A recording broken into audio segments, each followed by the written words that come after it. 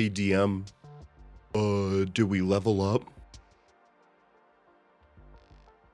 How many times have you heard that being said? How many TikTok videos have you seen with that being said? You wouldn't have to make 7 million TikToks about the annoyance of your player always asking if they level up if you used XP. I said it. I said what I said. Let's talk about it. Now, XP versus milestone. It's a hot topic, but actually it's not a hot topic at all. And in fact, it is not talked about that much in the sense of it actually being a debate, because milestone versus XP heavily favoring milestone. So this video came up due to one of our community members bringing it up. He just started running a campaign, was confused as to how some of it worked, talked about it with him, and turns out he was very, very unaware of how XP worked. And thought the rules were something different, and was very, very not confused, but ill-informed on XP. And I thought, you know what? Let's do a video on that, because I am a big fan of XP. For modules and stuff like that, I do milestone because it's just easier. The book literally tells you, hey, put or give them a level here. For my long-running campaigns that I do that are more homebrew, I run XP because it's fun for me. But another reinforcement that I had for this was I was on Threads. Good old, too much walrus. I was on Threads. Good old Threads on TTRPG TikTok. Nope, TTRPG Threads. And I saw a person post asking, hey, do you use milestone? Do you use XP? Which do you use and why? And there were 247 comments on this thing. And now I didn't go through all of them. I will be honest, I did not go through all of them. However, I did scroll through a lot of them. And I think outside of myself, I might have found 2 other people who sided with the XP. The people who voted milestone, a couple of their reasons were it's too tedious. We don't like it. It's too tedious. We can't count on our players to know their own character sheet. How can we count on our players to keep track of XP? XP creates murder hobos. You don't like the math. That's the one that I'll actually agree with you on. Dealing with the math, that's rough. No problem. And another one that I saw a lot of was that the XP and encounter calculators are bad, or difficult to use, or are rough to use. So we're gonna go over that a little bit. This video, I actually did a little bit of writing stuff down in regards to what I was going to talk about. That way I can make it a little bit more professional. So we're going to start by literally reading what it says on page 48 of the 2024 edition of the Dungeon Master. Page 48 under character advancement says awarding XP. Each monster has an XP value based on its challenge rating. When adventurers overcome 1 or more monsters, typically by killing, routing, capturing, or cleverly avoiding them, they divide the total XP value of the monsters evenly amongst themselves. If the party receives substantial assistance from 1 or more NPCs, count those NPCs as party members when dividing the XP, since the NPCs made the challenge easier. Now that's just for combat. They also have on page 49 non-combat challenges. You decide whether to award XP to characters for overcoming challenges outside of combat. The adventurers complete a tense negotiation with a baron, forge a trade agreement with a guild of surly smiths, or safely navigate the chasm of doom. You might decide the characters deserve XP. As a starting point, use the rules for building combat encounters in Chapter 4 to gauge the difficulty of the challenge. Then award the characters XP as if it had been a combat encounter of the same difficulty. Then there's also the last thing of milestones. You can also award XP when characters complete significant milestones. When preparing your adventure, designate certain events or challenges as milestones, as with the following examples. 1. You accomplishing one in a series of goals necessary to complete the adventure. Think of this part. I know the last video we talked about it not being a video game. Let's think about XP in terms of a video game. When you're playing through and you kill one boss out of 10, you get XP for that, right? You discover a hidden location or a piece of information relevant to the adventure. You reach an important destination. I've been playing a lot of Assassin's Creed lately. Every single time you discover a new part of the map, you get a little bit of XP. Every single time you talk to somebody of importance, you get a little bit of XP. You know, it's not just getting kills. We'll talk more about that. Let me finish this. When awarding XP, treat a major milestone as a high difficulty encounter and a minor milestone as a low difficulty encounter. Other milestone rewards. If you want to reward your players for their progress through an adventure with something more than XP and treasure, also give them small rewards at milestone points, such as the following. The adventurers gain the benefit of a short rest. Characters recover a hit point die or a level 1 spell slot. Characters regain the use of magic items that have had their limited uses expended. You don't always have to do XP.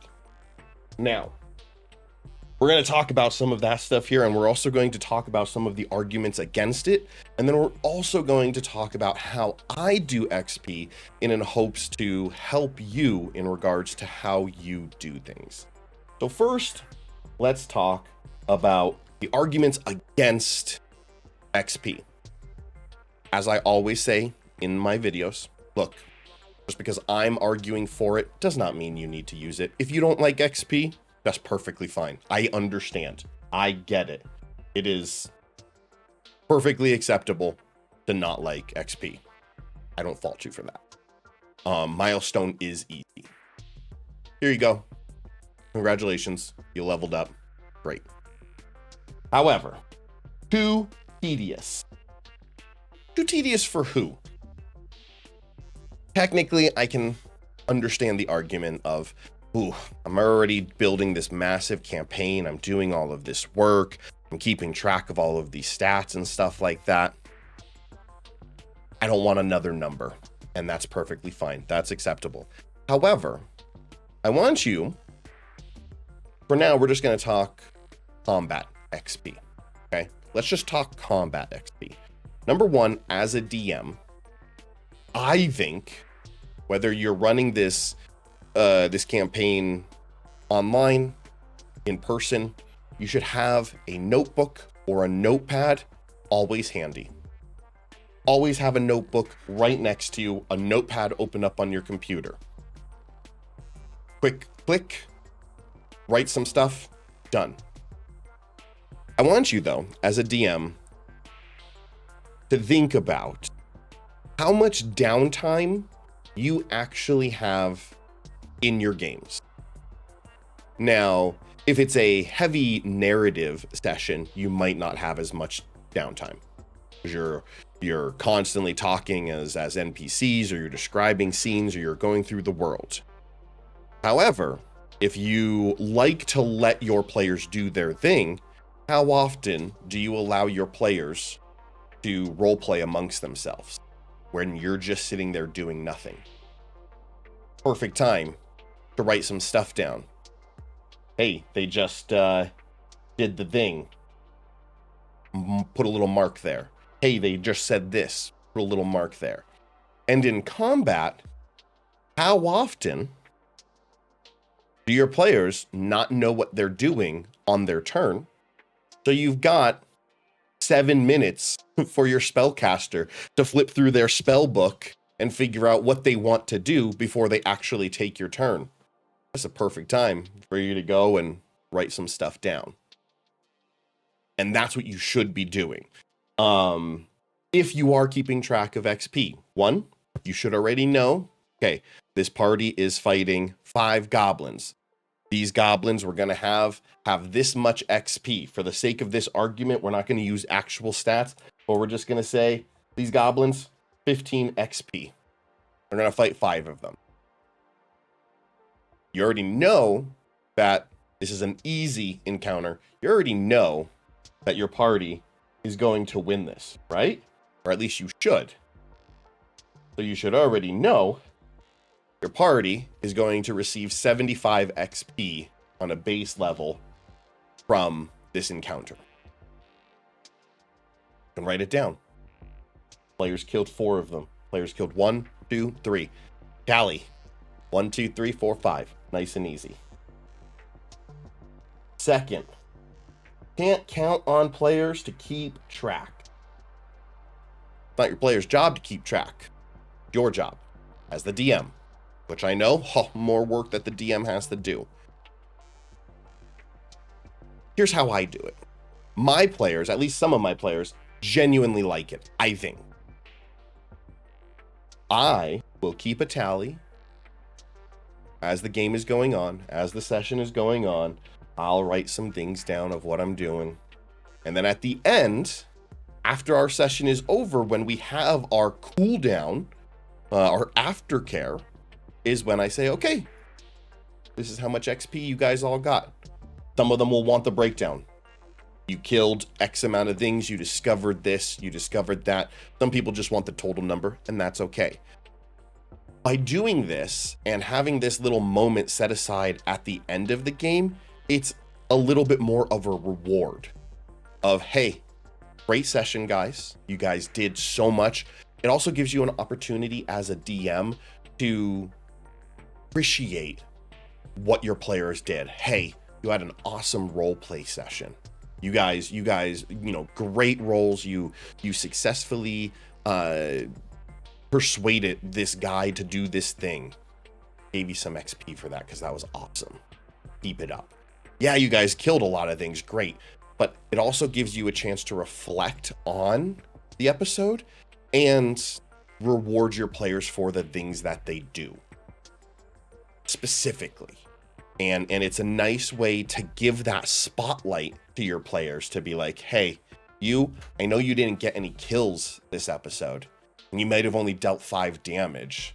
However, you were able to pick this lock to this chest. You found a secret door that I wasn't expecting you to find. You asked really, really good questions. You discovered these answers. That's awesome. Here you go. I gave the group XP because of that. Because then it also rewards players who might not be as active, as talkative in like RP or in combat and stuff like that. So it makes them still feel part of it, of like, my fighter contributed a lot of XP from kills, but me as the rogue who's built like just an investigator, not great at combat, but I can still help my team and I can help my party.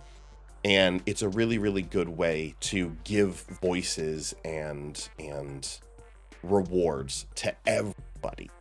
So yeah, that's on you. Additionally, in terms of keeping track, I know I'm gonna shit on using digital tools in my next comment, I think, or in a couple comments. I'm gonna shit on using it. But look, D&D Beyond, if you're building your characters in D&D Beyond, literally just has a button of click, this is your total amount. Done. Write a little in the corner of your paper. Party has 1500 XP. Start of the next session. Hey guys, how much XP do you have? You don't know? Yeah, you got 1500 XP. Or just look at D&D Beyond. Next topic, argument against it. XP creates murder hobos. Of course. if you're only giving out XP based on combat, which don't do. Never just give out combat XP. You know, Brennan Lee Mulligan talked about it and said, look, if your world is solely based on only getting XP from killing things, there's not going to be a single person left in the world because your party will just go and kill everybody.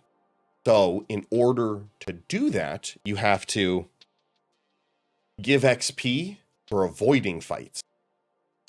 That person managed to talk their way out of a fight. Are you going to punish them because they didn't fight 7 bad guys that they would have gotten 700 XP for? No, you're going to give them a reward. You're going to give them just as much, maybe even more, because they found a more creative solution to your problem, i.e. combat. RPing, as I mentioned earlier, you're going to have those players who are just really, really good RPers, role players. Reward that. When that person really gets into character, give them that satisfaction. Reward them for that. I'm currently playing Fallout. Every time you successfully persuade or lie or charm or do any of those things, you get a little bit of an XP. Not a ton, but a little bit.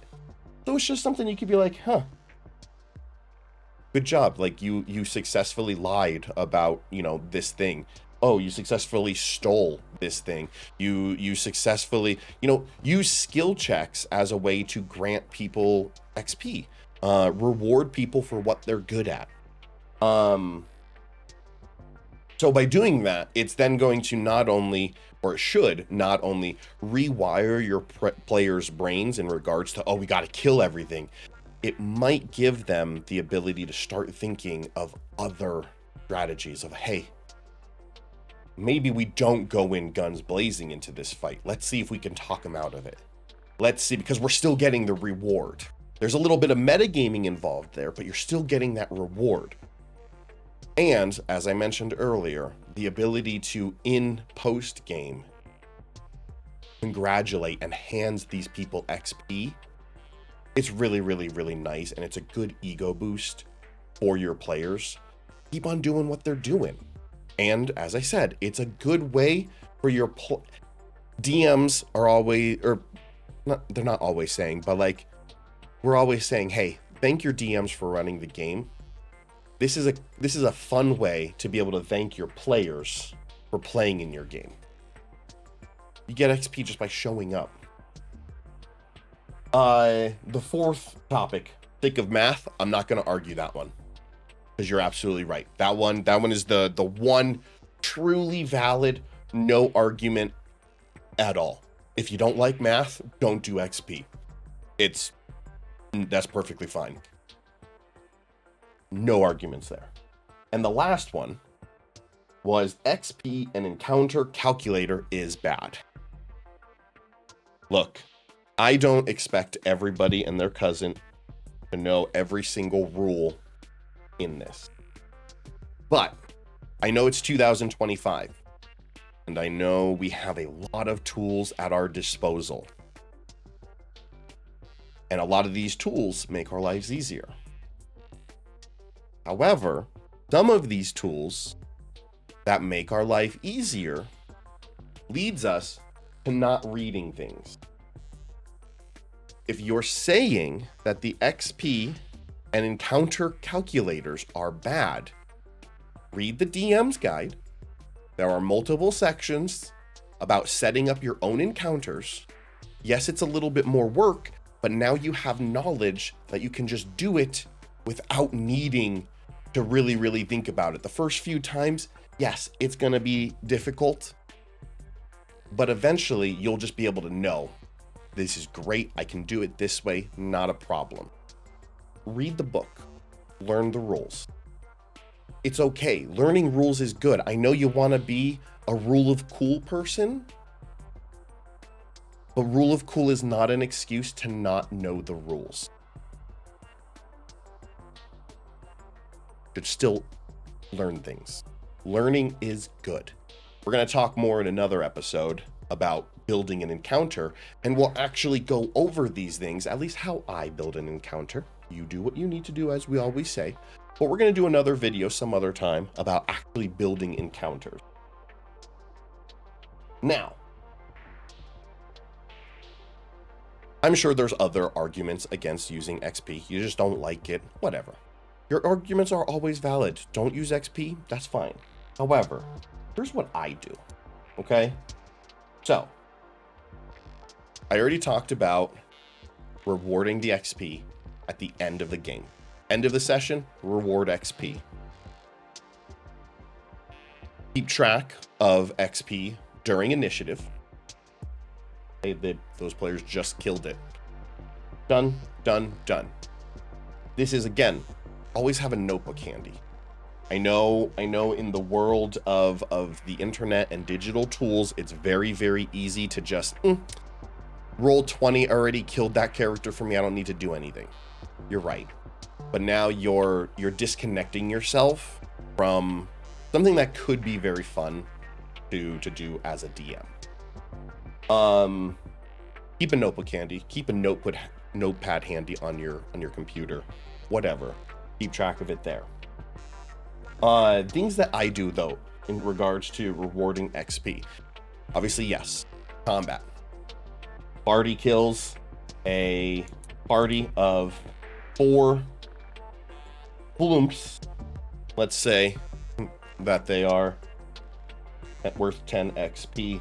The party of 4, nice and easy. That means every person at the end of that encounter gets 10 XP. You could do it that way and then do individual. I tend to just do everything. I add everything up as a whole. Okay, party fought 1 encounter that was worth 40 XP. It was 4 flumps at 10 XP apiece, 40 XP. Party then also fought another encounter that was worth 100 XP. Okay, cool.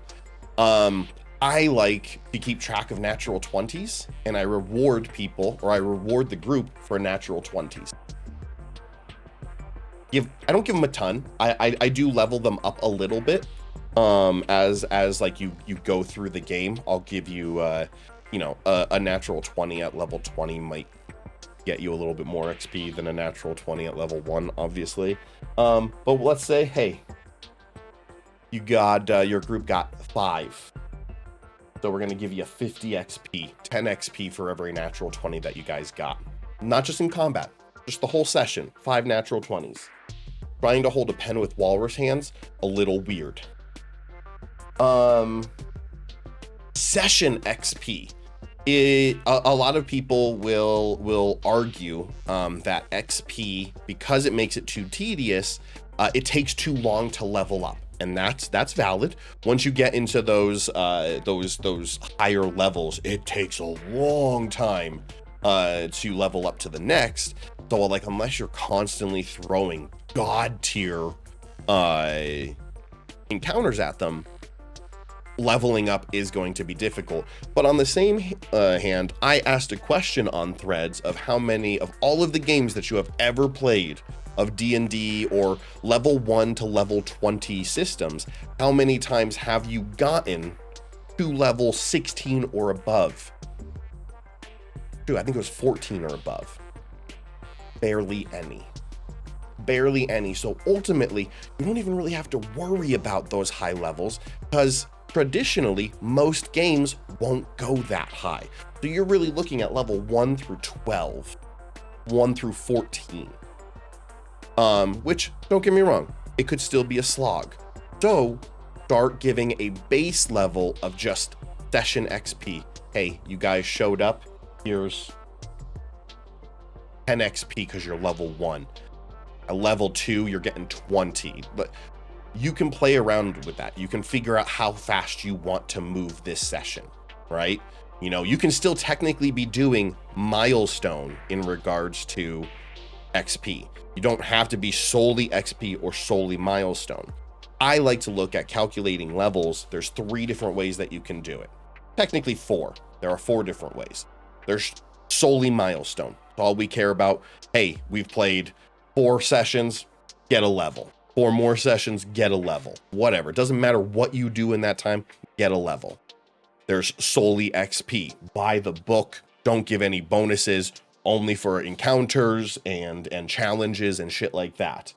Then there's a hybrid of both XP and milestone, where you could be like, okay, guys, you know, we've played 5 episodes. Here's a boost of 500 XP for you guys. I actually just kind of gave my players in my one game a boost like that, which jumped them from level 4 all the way to level 6. Just because I was like, you know what? The end of the year, let me give you a big boost of XP. Here you go. Level up, free levels. And that's okay. The other option that I like to look at, but this is very particular to your players, and a lot of players won't like this, but it's skewed XP. And what that means is this person over here gets the XP for what they did. Yes, combat XP is shared, but this person went and investigated something and rolled really good on their investigations. Only they get those XP. This person did not, so they don't get that XP. Now, this is very, very particular, and you always have to talk to your party about it, because you are going to have some people who, like, they're not roleplay heavy, so they're not going to get any roleplay levels or XP, so they'll be very under leveled. So that one is a little bit different. We're not going to talk too much about that, but yeah, in this case, let's see, 40 XP for first combat, 100 XP for second combat, 5 natural 20s, so we gave them that. Let's say two of the party members were really, really good, had really good RP moments. We're going to try and get them just as much as like some of the combat. So let's see, player 1 did really good. We're going to reward them 70 XP for their interactions and their roles with these people. Player 2 didn't do as good, so we're going to give them 50. Okay. Additionally, let's give them session XP of their, we're going to say in this case, they're level 1. So let's give them just 10 XP just for showing up. Okay. Now that I have mentioned, this is a party of 4. So let's get our calculator real quick. 40 plus 100 plus 50. I'm doing this because I know not everybody is as good as doing math in their head as I am. So we're going to just kind of break this down to show you. Okay. 320 XP for the session. There are 4 party members, so we're going to quickly divide that by 4, which means everybody gets 80 XP. Now you might be like, "Oh my God, that's nothing. All of that, and they don't do any. You don't get anything." Well, let's be honest now, shall we? Let's be honest. What page was I on? I was looking at 48, right? 48 of the Dungeon Master's Guide. I don't even remember where that is. That's okay. Doesn't take a lot to level up at session 1. I think it's what, 300 XP? 300 XP to level up from level 1 to level 2. You reward 80 XP in a single session. That's pretty good. That's pretty good. At that rate, assuming they keep on doing that, 3 sessions, they'll reach level 2. Again, you can play around with the XP as you want, but ultimately, it's very, very simple. Now, I know I've heard some other rules of like, oh, XP is bad because you only get XP for the kills that you get. No. If we're doing shared XP, doesn't matter if your fighter kills every single person in that 100-man army. Everybody gets the XP if they are at the table and they appeared in the combat, if that makes sense. Does this make sense? Tell me. Let me know. We'll see you on the next video. Next video, we're going to be talking about session zeros. Could you have one? And if so, what are you going to talk about?